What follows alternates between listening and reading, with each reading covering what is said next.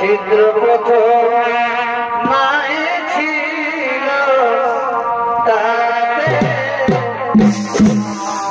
ছিদ্রপথ মায়ে ছিল তাতে প্রবেশিল গণপতি দমশিল প্রাণাতে কালিনীর বিষভ্রা গেল ভাই বিধাতা সাজিল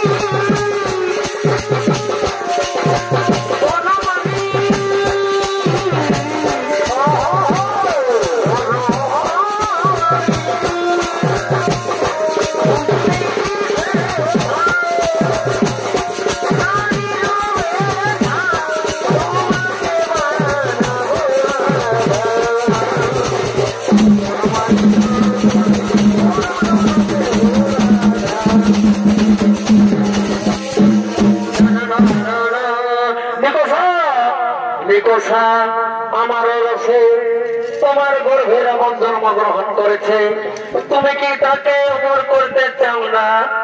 হ্যাঁ হ্যাঁ স্বামী, আমি তাকে অমর করবই। তার সমযোদ্ধা কেউ না যেন থাকে এই পৃথিবী মাঝারে। মনে পড়ে কি তোমার সেই ব্রহ্মদেবের কথা? একমাত্র নর ও বানরের হাতে হবে রাবণ নিধন। না স্বামী না, আমি আমার পুত্রের মৃত্যু কথা শুনতে চাই না। এই কথা তুমি মুখে উচ্চারণ করো না। নিকোষা, তুমি কি ভেবেছ একমাত্র নর ও বানরের হাতে হবে রাবণ নিধন?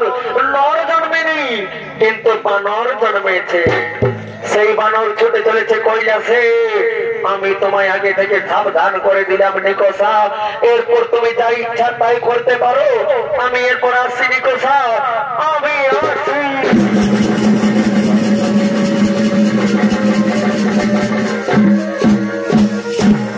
হ্যাঁ তাই তো আমার স্বামী বলে গেল, এরপর আমি কি করব?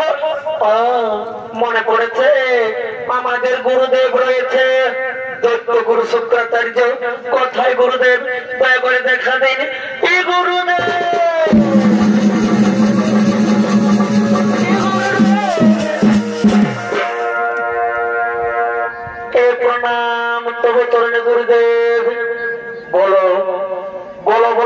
নিকোষা এই অসময় মরে কেন করে তো স্মরণ। হে গুরুদেব, হে গুরুদেব, আপনি তো সবাই জানেন আপনি হলেন দৈত্যগুরু শুক্রাচার্য, দৈত্যদের রক্ষা করা হলো আপনার কাম। তাই বলুন গুরুদেব, আমি আমার পুত্রকে কেমন ভাবে চির অমর করে রাখবো ধরণী মাঝারে? ও এই কথা নিকোষা, শোনো নিকোষা, তুমি তো জাতিতে রক্ষা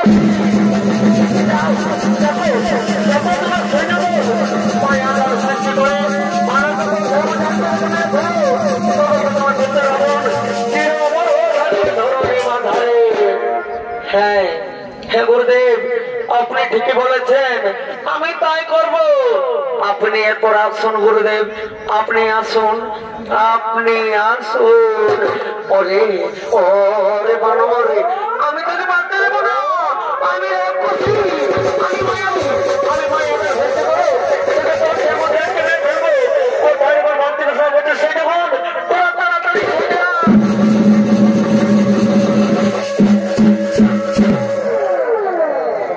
প্রণাম তব চরণে রাক্ষস মাতা, আদেশ করুন আমাদের কি কার্য করিতে হইবে। অরে ওরে আর থেকো না ঘুম ঘরে, কেনে কেনে আর নয়ন মিলে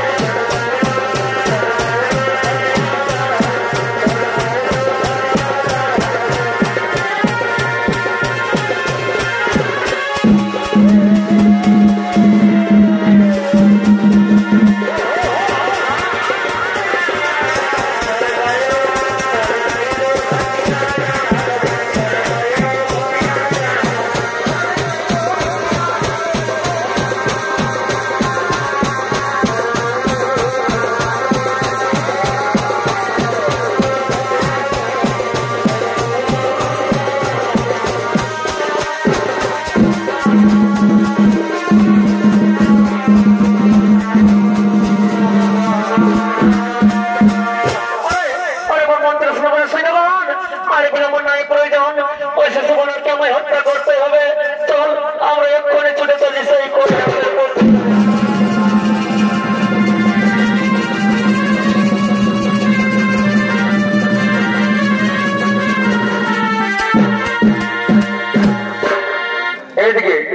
এদিকে রাক্ষস মাতা নিকোষা ও তার মন্ত্রের সেনাপতি সৈন্যগণ শিশু বানরকে হত্যা করার জন্য ছুটে গেলেন কৈলাসের পথে। স্বর্গের সমস্ত দেবগণ চিন্তিত।